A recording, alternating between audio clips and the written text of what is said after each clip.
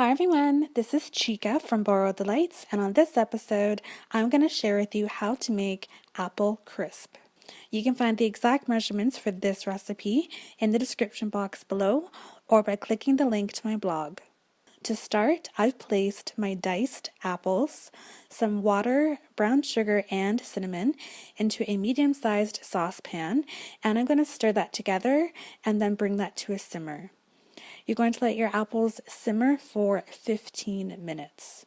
Now I'm using 3 Gala apples and 2 Granny Smith apples that I've peeled, cored, and diced, but you can of course use any type of apple that you like, such as a Pink Lady, Honeycrisp, or Macintosh. Whatever type of apple you prefer to use for your apple desserts, go ahead and use that.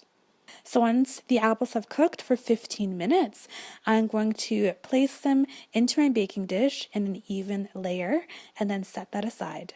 Now for my topping, I have here some flour, and I'm going to be adding some granulated sugar and oats, and I'm going to give that a stir to combine.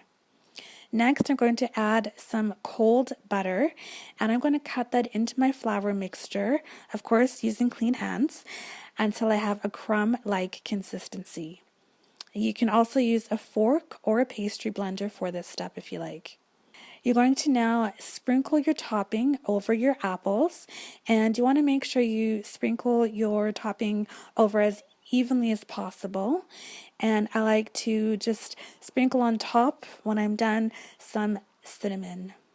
This is going to bake in a preheated 375-degree oven for 20 to 25 minutes, or until the top is nice and golden brown. Once this apple crisp is done, you can serve it right away. And I love serving this with either my homemade vanilla ice cream or my salted caramel ice cream. And of course, I have both of those recipes on my channel, and I will link to both of them in the description box below, so be sure to check those out as well. This apple crisp is so good. The apples aren't dry. They have a nice crunch and bite to them.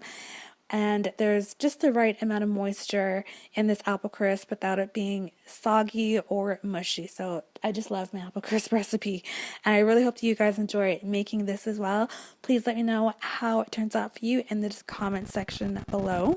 If you enjoyed this recipe, be sure to give it a thumbs up, and as well, if you haven't yet subscribed to my channel, be sure to do so you can stay up to date on all my latest recipes. I'm also on Instagram, so be sure to follow me there as well, and tag me in any of your pictures of recipes from my channel. I love to see your guys' creations. I want to thank you all so much for watching, and I will see you in the next video.